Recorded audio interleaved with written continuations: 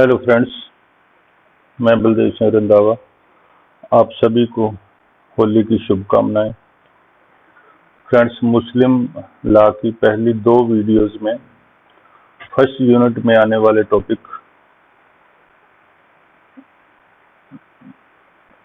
Origin,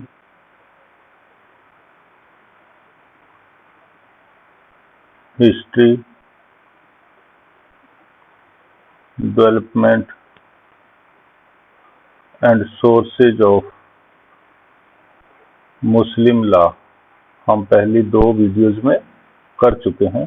तो आज की वीडियो में हम करेंगे application of Muslim law, interpretation and conversion means in Muslim law. तो आज हमारा ये टॉपिक रहेगा। शुरू करते हैं। Application of Muslim law. Application का मतलब होता है इस्तेमाल करना। जैसे हमारे फोन में ऐप्स कहते हैं ना, ऐप जिसको कहते हैं, शॉर्ट फॉर्म में हम एप्लीकेशन को ऐप के रूप में कहते हैं। एप्लीकेशन का मतलब है इस्तेमाल, यूज, या इसका हिंदी में इसको कहते हैं अनुप्रयोग। हिंदी वाले जब पढ़ते हैं तो उसको कहते हैं मुस्लिम विधि के अनुप्रयोग बताइए। यानी इसका मतलब यह है कि मुस्लिम विधि कहाँ इस्तेमाल होती है। तो आप जानते हैं कि मुस्लिम विधि मुसलमानों के विशेष नियमों में या उनके विशेष जो प्रयोजन है उसके लिए लागू होती है। आप लीगल हिस्ट्री पढ़ते हैं तो लीगल हिस्ट्री में यदि 1726 में आप पढ़ेंगे तो आपको 2 वहाँ केस लाज मिलते हैं, जिसको कहते हैं, एक का नाम है पैगोडा शफ्त, पैगोडा शफ्त ग्रहण, और दूसरा है एक महिला का धर्म का, महिला, हिंदू महिला का धर्म अंतरण, यानी उसने वहां चेंज किया था।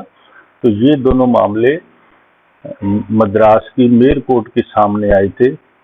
तो वहां से पैगोडा का मतलब था एक, जैसे हमारे मंदिर होते हैं, मंदिर के ऊपर जो गुंबद लगा रहता है, गुंबद को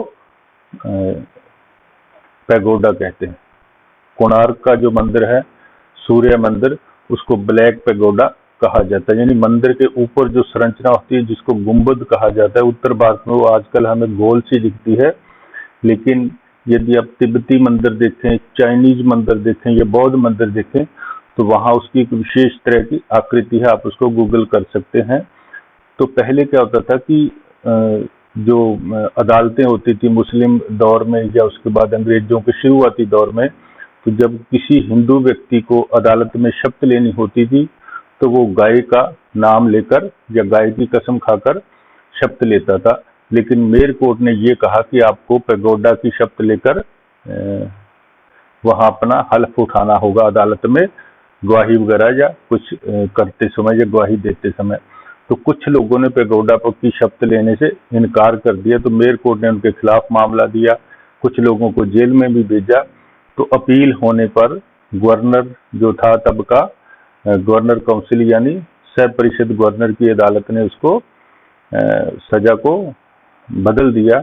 और इसी तरह से एक हिंदू महिला का मामला था जिसने अपना धर्म एक ईसाई में चेंज कर लिया था, और उसका बेटा जो था उसको छोड़कर रिश्तेदारों के पास चला गया। तो मुकदमा दर्ज होने पर मेयर कोर्ट ने वहां महिला के हक में फैसला दिया, उससे रिश्तेदार नाराज हो गए और ये मामले का भी तूल बना। तो इस तरह से ये मामले आए और भी मामले आए। तब इन मामलों के बाद अंग्रेजों ने, और उससे पहले मुस्लिम दौर में भी, और खासतौर से जब तक अंग्रेज हमारे देश में रहे, उन्होंने हिंदुओं और मुसलमानों की जो व्यक्तिगत विधियां थी या व्यक्तिगत मामले थे उन पर विधि बनाने से उन्होंने हमेशा ही अपने आप को दूर रखा, क्योंकि वो जानते थे कि ये हिंदू मुस्लिम का मामला बड़ा सेंसिटिव सा है। इसलिए आप देखें कि हिंदू कोड जो बना वो पहली बार 1955 में बना था। उससे पहले अंग्रेजों ने कोई कोड नहीं बना के दिया था और मुस्लिम लोगों के लिए भी कोई विधि नहीं बना के दी थी। लेकिन 1937 में, अभी अंग्रेज यहीं थे, तो ब्रिटिश पार्लियामेंट, जो भारत की ब्रिटिश पार्लियामेंट थी या अंग्रेज दौर की, तो तब उन्होंने एक कानून लाया था जिसका नाम रखा गया मुस्लिम शरीयत एक्ट 1937। शरीयत मीन मुसलमानों की पर्सनल विधि जिसको कुरान पर आधारित है, उस कानून को बनाया गया था और उस द्वारा ये डिक्लेयर किया गया था कि कोई व्यक्ति जो मुस्लिम है या कोई ऐसा व्यक्ति जो इस्लाम में आस्था रखता है, यानी वो खुद उसको पहले डिक्लेयर करना होगा कि मुझे इस्लाम में विश्वास है और मेरे जो मामले हैं, निजी मामले, उनको इस्लाम के या शरिया विधि के अनुसार या मुस्लिम शरीयत एक्ट के अनुसार अदालत उनको उस पर फैसले कर सकती है, यानी उसकी विधि का इस्तेमाल किया जा सकता है। तो इस मुस्लिम शरीयत एक्ट के अनुसार किन किन मामलों पर मुस्लिम विधि लागू होगी, यानी मुस्लिम लॉ कहाँ एप्लीकेबल होगा, तो ये देखें कौन से मामले। बिना वसीयत उत्तराधिकारी है, इसको टेस्टामेंट्री या नॉन टेस्टामेंट्री, जब कोई व्यक्ति वसीयत करके मरता है या बिना वसीयत मरता है तो उन मामलों पर भी शरीयत एक्ट यानी कुरान की विधि या मुस्लिम लोगों की पर्सनल विधि, कुरान, हदीस, इजमा, उन पर आधारित विधि यहाँ लागू होगी और न्यायालय उसके मुताबिक फैसले कर सकेंगे। इसी तरह से महिलाओं की जो संपत्ति होगी या विशेष संपत्ति होगी, वहाँ भी शरीयत एक्ट लागू हो सकेगा। इसी तरह से मुसलमानों में मैरिज जिसको निकाह कहा जाता है, वहाँ भी पर्सनल विधि लागू होगी। और इसी तरह से जब तलाक की बात होगी, जिसको जो 4 प्रकार वहाँ बताए गए हैं, लियान, जिहार, खुला और मुबारक, वहाँ भी इस्लाम मुस्लिम शरीयत एक्ट लागू हो सकेगा। इसी तरह से जब मेंटेनेंस की बात आएगी, बच्चों की, पत्नी की या किसी और की, तब भी मुस्लिम विधि के अनुसार मुसलमानों के मामले निपटाए जा सकेंगे। इसी तरह से मेहर है जिसको डावर कहा जाता है, जो पति पत्नी को देने की वचन देता है, उसको डावर या मेहर कहा जाता है। इसी तरह से गार्जियनशिप है, नाबालिग बच्चों की, पत्नी की और पति की और बच्चों की और दूसरे लोगों की गार्जियनशिप कैसे गवर्न होगी, ये भी मुस्लिम शरीयत एक्ट के अनुसार मुसलमानों की पर्सनल विधि के अनुसार लागू हो सकेगी। इसी तरह से गिफ्ट कहा जाता है दान को, जब कोई व्यक्ति अपनी प्रॉपर्टी अपनी इच्छा से किसी को दान करता है उसे गिफ्ट या हिबा कहा जाता है। लेकिन जकात और खैरात जो है वो जब गरीबों को दिया जाएगा तो उसको जकात उर्दू फारसी में या खैरात कहा जाता है। इसी तरह से वक्फ है, वक्फ का मतलब है कोई व्यक्ति अपनी संपत्ति को किस तरह से उसका एडमिनिस्ट्रेशन करने के लिए जो एक वक्फ बनाता है, जहाँ किसी को दूसरे व्यक्ति को वहाँ मुतवल्ली नियुक्त किया जाएगा और उस संपत्ति का फिर वहाँ गवर्न होगा, उसको वक्फ कहा जाएगा। तो ये संपत्तियां जो है वक्फ भी मुसलमानों की पर्सनल विधि के अनुसार लागू होगा और जो प्रॉपर्टीज होगी उन पर भी शरीयत एक्ट लागू हो सकेगा। अगर देखा जाए तो ये ट्रस्ट जैसा है, जैसे ट्रस्ट बनता है लगभग वैसा ही है, लेकिन जो ट्रस्ट है वो कहीं भी बनाया जा सकता है, चाहे वो चैरिटेबल हो चाहे किसी निजी के लिए बनाया जा सकता है, लेकिन वक्फ जो है उसको केवल मुसलमानों के लिए ही लागू माना जाता है। ट्रस्ट एक्ट जो आप 3rd ईयर में पढ़ेंगे, ट्रस्ट का मतलब होता है विश्वास।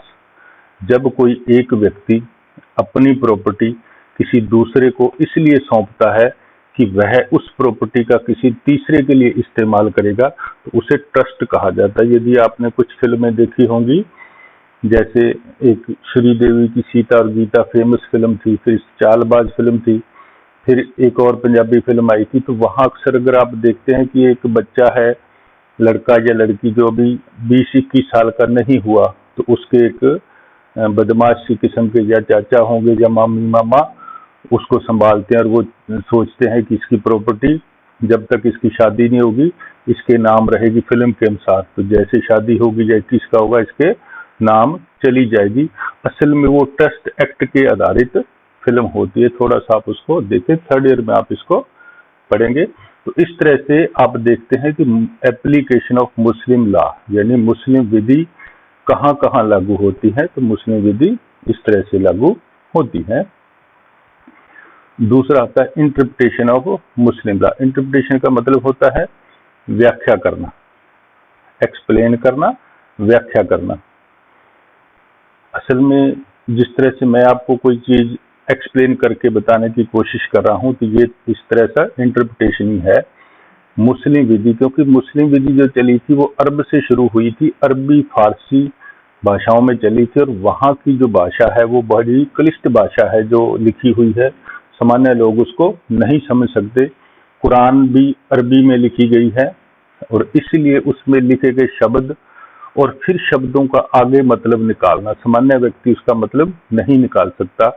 तो क्योंकि मुसलमानों की जो सारे लॉ हैं उनको अपने लॉ इस्तेमाल करने की इजाज़त दे दी गई है, लेकिन अब उसको इंटरप्रेट कैसे किया जाएगा? तो कोई भी अदालत के सामने जब कोई मामला आता है तो अदालत को एक विधि लागू करनी होती है, लेकिन लागू करने से पहले अदालत को उस विधि का मतलब खुद समझना होता है। यदि वो खुद नहीं समझ पाएगी तो फिर उस पे वो फैसला कैसे देगी? जैसे मैं अगर किसी चीज़ का अभी मतलब नहीं समझ पा रहा तो आपको कैसे बता पाऊंगा? इसी को इंटरप्रिटेशन कहा जाता है। तो मुस्लिम विधि का इंटरप्रिटेशन कैसे करना है? तो जब न्यायालय के सामने कोई मामला आता है तो न्यायालय पूरी कोशिश करता है कि उसका वही मतलब निकाला जाए जो इस्लाम के अनुसार कुरान में दिया गया है, और कुरान को फिर विस्तारित किया गया है कुछ समझदार पढ़े लिखे विद्वानों द्वारा। तो उस आधार पर उसका इंटरप्रिटेशन किया जाता है, क्योंकि ये कहा जाता है कि जो कुरान है वो एक इंस्ट्रक्शन जो है, इंस्ट्रक्शन का एक सेट है जो अल्लाह ने या उसके पैगंबर ने सीधा ही मोहम्मद साहब को दिया था। तो मोहम्मद साहब ने सुना और उनके माध्यम से ये लिखवाया गया। तो एक तरह के इंस्ट्रक्शन है। अब वो भाषा को किस तरह से उन्होंने कहा था और कहने का मतलब क्या था, उस चीज को यदि लोगों के जीवन में लागू करना है तो उसके लिए उसको पूरी तरह से समझना होगा। और ये भी कहा जाता है कि जो कुरान है उसमें कही गई बातें रसूल के द्वारा सुनी गई और कही गई बातें, इसलिए उन पर क्वेश्चन नहीं किया जा सकता, उसको केवल फॉलो करना होगा। इसीलिए इसका जो इंटरप्रिटेशन है बड़ी सावधानी से करने की जरूरत होती है, क्योंकि इस्लाम कहता है कि खुद को अल्लाह की शरण में दे देना या गॉड की शरण में दे देना ही इस्लाम कहलाता है। तो इसलिए उस पर क्वेश्चन करने की कोई इजाज़त नहीं होती। तो कुरानिक तफसीर का मतलब है कि attempts to provide elucidation, explanation, interpretation, context or commentary for clear understanding and conviction of God's will। यानी गॉड की क्या इच्छा थी और गॉड ने अपनी इच्छा को रसूल के माध्यम से, नबी के माध्यम से, पैगंबर के माध्यम से उसको कुरान में कहलवाया गया है। और कुरान की पूर्ण संपूर्ण और उचित व्याख्या करना ही इंटरप्रिटेशन ऑफ मुस्लिम लॉ कहलाता है। इसी तरह से अदालतों को फिर उसको आगे लागू करना होता है। अदालतें उसको जो हदीस हैं, इज्मा है, क्यास है और कुरान के इंटरप्रिटेशन जो विद्वानों द्वारा किए गए हैं उसी के आधार पर अपने फैसलों को लागू करती। इसलिए जब भी आप पढ़ते हैं तो आप देखते हैं कि मुस्लिम विधि से संबंधित, जब मुसलमानों से संबंधित कोई भी मामला सुप्रीम कोर्ट या हाई कोर्ट के सामने आता है तो वो टेक्स्ट जो है, लीगल जो स्कॉलर्स हैं मुस्लिम लोग, उन पे ज़्यादा तवज्जो देते हैं कि उन्होंने उस संबंध में क्या लिखा है कुरान के आधार पर। इस तरह से इसको समझाने की कोशिश की जाती है। फिर देख लें कुरान के निर्वचन का प्रयोग करते, निर्वचन में इंटरप्रिटेशन या एक्सप्लेनेशन का प्रयोग करते हुए न्यायालय को यह देखना होगा कि सर्वमान्य रूप से सक्षम और प्रमाणित मुस्लिम विधि वेताओं यानी स्कॉलर्स ने इसका निर्वचन कैसे किया है। जो सबसे प्रमाणिक होगा उसी को ही इंटरप्रेट करने की और उस फैसले में शामिल करने की कोशिश की जाएगी। इसी को इंटरप्रिटेशन ऑफ मुस्लिम लॉ कहा जाता है। फिर आता है कन्वर्जन। कन्वर्जन का मतलब होता है अंतरण या चेंज हो जाना, अंतरण होना या चेंज होना या परिवर्तन होना। सामान्यतः जब आप पढ़ते हैं तो कन्वर्जन का मतलब जो लिखा रहता है वो लिखा रहता है कि मुस्लिम विधि किन लोगों पर लागू होगी। तो इसका एक तो मतलब ये है कि मुस्लिम विधि उन लोगों पर लागू होगी जो मुस्लिम के रूप में या मुस्लिम माता पिता के घर पे जन्मे हैं, यानी जन्मजात मुसलमानों पर। और दूसरे वो व्यक्ति हैं जो अपनी इच्छा से या किसी कारण से मुसलमान बन गए तो वो भी मुस्लिम कहलाएंगे। इसलिए इन दोनों पर ही मुस्लिम विधि लागू होगी। एक इसका मतलब ये निकाला जाता है कन्वर्जन का। लेकिन कन्वर्जन का सही मतलब है चेंज हो जाना, एक धर्म से दूसरे धर्म में चेंज होना कन्वर्जन कहलाता है। और यहाँ जो कन्वर्जन की बात है कि मुस्लिम धर्म में कन्वर्ट होना, यहाँ ये ध्यान देखें कि जो मुस्लिम विधि है या इस्लाम है वो मुसलमान बनने की या इस्लाम में आने की इजाज़त तो देता है, स्वागत करता है, लेकिन इस्लाम से निकलने की जो इजाज़त है उसका वर्णन कुरान में कहीं नहीं किया गया है। यानी कोई व्यक्ति इस्लाम को छोड़ नहीं सकता, ऐसा मानना है। तो और मतलब देखें, एपोस्टेसी एक शब्द आता है जिसका मतलब होता है धर्म त्याग कर देना। एबोंडोनमेंट का मतलब ये होता है किसी चीज को त्याग देना, छोड़ देना, ये सिंपल शब्द होता है। तो यहाँ एपोस्टेसी का मतलब है वे ऑफ बिलीव, अपने धर्म को त्याग देना। तो ये जो है ये एक ग्रीक वर्ड है, वहां से निकला है। तो जितनी भी मुस्लिम कंट्रीज हैं, जो कट्टर मुस्लिम कंट्रीज जिनको कह सकते हैं, वो सारी कंट्रीज में इस्लाम को छोड़ने की मनाही है। यानी इस्लाम को छोड़ना इस्लाम की निंदा करने के समान माना जाता है, और इसलिए किसी व्यक्ति को ये इजाजत नहीं है कि वो व्यक्ति शरिया लॉ के अनुसार इस्लाम को छोड़ दे। तो एपोस्टेसी जो है वो is considered to be punishable crime, यानी उसको पनिशेबल माना जाएगा, ईश निंदा माना जाता है। और ज्यादातर देशों में ईश निंदा के लिए डेथ पेनल्टी निर्धारित की गई है। तो अक्सर पाकिस्तान में हम सुनते हैं कि यदि कोई ईश निंदा करता है, पिछले दिनों एक आयशा बीबी का केस फेमस रहा था जिसने कुछ कह दिया था और उसको मृत्युदंड की सजा सुनाई गई। हालांकि अमेरिका वगैरह के बहुत ज्यादा प्रयासों के बाद उसको पाकिस्तान से निकाला जा सका। और पिछले 1-2 महीने पहले श्रीलंका का एक व्यक्ति जो पाकिस्तान की किसी फैक्ट्री में मैनेजर था, तो उसके ऊपर भी आरोप लगाया वहां के लोगों ने कि उसने ईश निंदा की है, और उसको फिर वहां भीड़ ने पीट कर और शायद जिंदा जलाकर मार दिया। हालांकि ये बाद में कहा गया कि वो सिर्फ वर्करों को काम करने के लिए कह रहा था और वर्करों ने बदला लेने के लिए उस पर ऐसा किया। तो अभी बहुत सारे लोग वहां पकड़े गए हैं, क्या रिजल्ट आता है देखा जाएगा। तो एपोस्टेसी कम्स फ्रॉम ग्रीक वर्ड जिसका मतलब एपोस्टेज, यानी अपने वे से चेंज हो जाना, अपनी डायरेक्शन बदल देना, चेंज ऑफ पार्टी या डिफेक्शन कहा जाता है। जिस तरह से हमारे यहाँ लोग एक पार्टी से चुनकर आते हैं और दूसरा दल बदल लेते हैं नेता लोग, उसको डिफेक्शन कहा जाता है। तो एपोस्टेज का मतलब भी डिफेक्शन कहलाता है। अब देखते हैं कि मिस यूज ऑफ कन्वर्जन, धर्म अंतरण का लोग मिस यूज भी करते हैं। तो हमारे यहाँ आप जानते हैं कि धर्मेंद्र बाजी जो है और सन्नी देओल के पिता हैं, धर्मेंद्र जो पहले से शादीशुदा थे, सन्नी और बॉबी देओल के पिता थे, तो हेमा मालिनी से ये शादी करना चाहते थे। तो पहले से शादीशुदा थे, इसलिए उन्होंने मुस्लिम धर्म अपनाकर दोनों ने शादी कर ली थी। इसी तरह से एक मनोहर लाल खट्टर से पहले हरियाणा के एक सीएम थे, डिप्टी सीएम थे मिस्टर चंद्र मोहन। उन्होंने भी अपनी लवर से शादी करने के लिए अपना धर्म बदला था और नाम रखा था चांद मोहम्मद, और अपनी जो उनकी लवर थी उसका नाम उन्होंने फिजा रखा, और दोनों ने शादी कर ली और हाई प्रोफाइल शादी रही। हालांकि बाद में वो अलग हो गए और चंद्र मोहन वापस अपनी पत्नी के पास चले गए। तो इसको मिस यूज कह सकते हैं। हालांकि इन पे कोई किसी ने एक्शन नहीं लिया कि उन्होंने बस सिर्फ शादी के लिए धर्म बदला था और उसके बाद उसका कभी इस्लाम का पालन नहीं किया। एक आपके केस है, फेमस केस, जिसको सरला मुदगल केस कहते हैं। तो 1991-92 के लगभग बहुत सारे हिंदू पुरुष जो थे भारत में, इन लोगों ने दूसरी शादी करने के लिए मुस्लिम धर्म अपना लिया, बहुत सारे लोगों ने। तो फिर एक सरला मुदगल नाम की एक्टिविस्ट थी, उन्होंने सुप्रीम कोर्ट में एक रिट लगाई थी।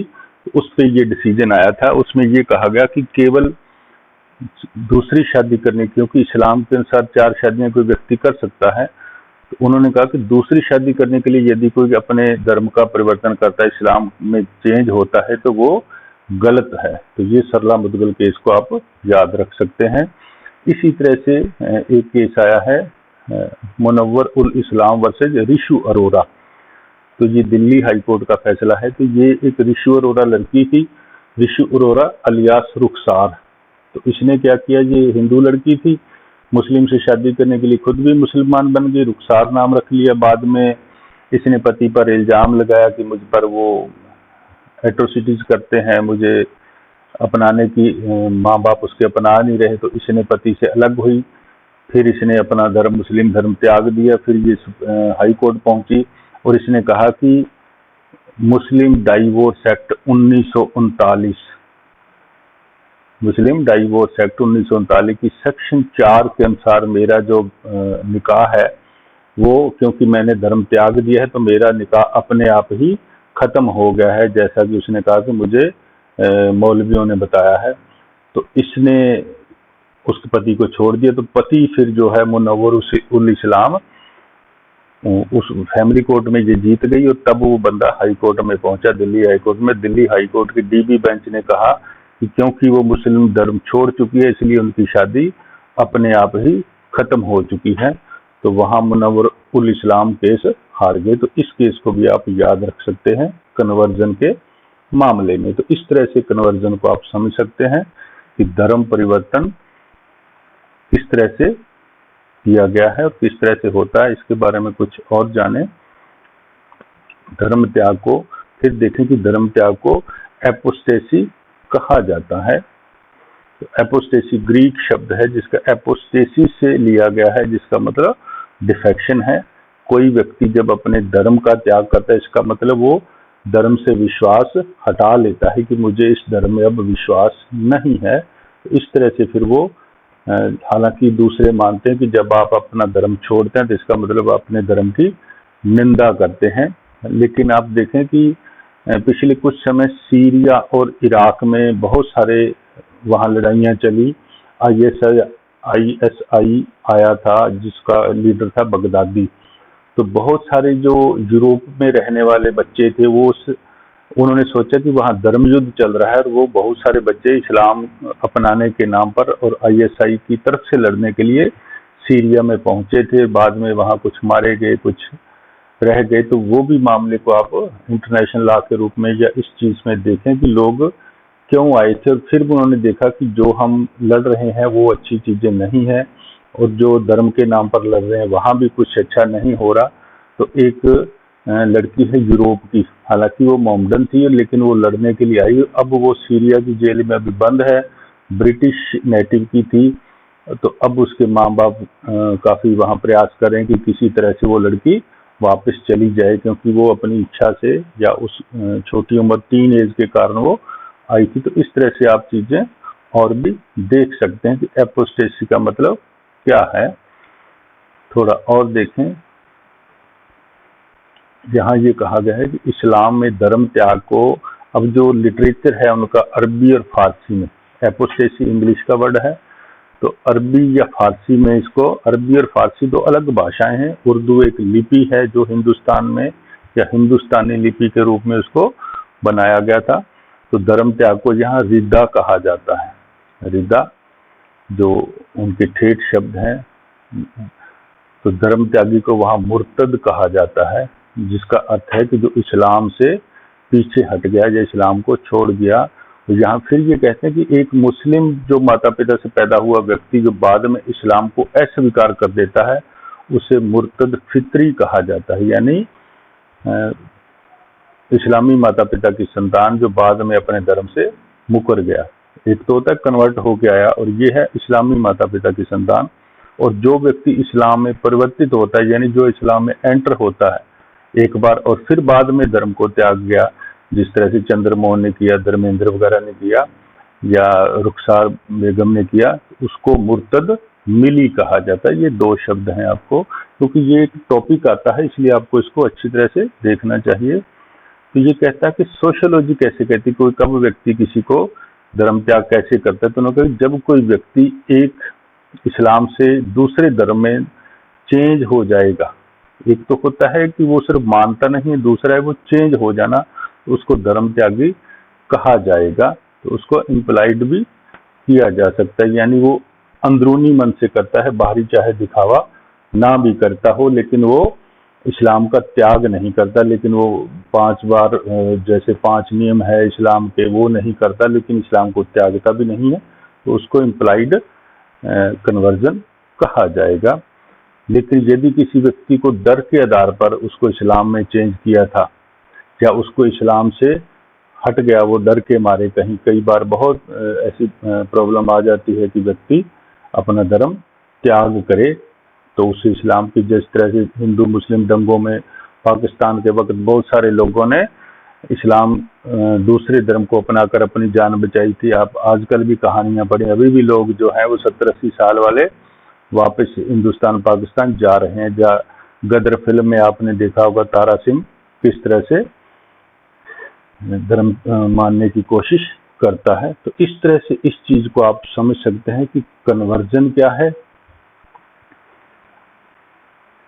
उसके एपोस्टेसी क्या है, और फिर आप देखते हैं कि इंटरप्रिटेशन ऑफ मुस्लिम लॉ का कैसे किया जाता है और एप्लीकेशन ऑफ मुस्लिम लॉ कैसे होती है। तो शरीयत जो एक्ट है वो, क्योंकि अंग्रेजों के द्वारा बनाया था और भारत में जो कानून संविधान बनने के बाद वैसे के वैसे रखे गए हैं वो वैसे के वैसे चालू है, इसलिए मुस्लिम शरीयत एक्ट आज भी लागू है जब तक कोई अन्य चीज नहीं आ जाती। लेकिन यदि आप बात करें गोवा की, तो गोवा क्योंकि पुर्तगालियों के अधीन था और भारत का हिस्सा नहीं था, भारत का हिस्सा वो बना 1961 में, तो गोवा में आज भी यूनिफॉर्म सिविल कोड चल रहा है। तो पहले यूनिफॉर्म सिविल कोड बन गया था, वहां शरीयत एक्ट लागू नहीं होता था, वहां यूनिफॉर्म सिविल कोड चलता था।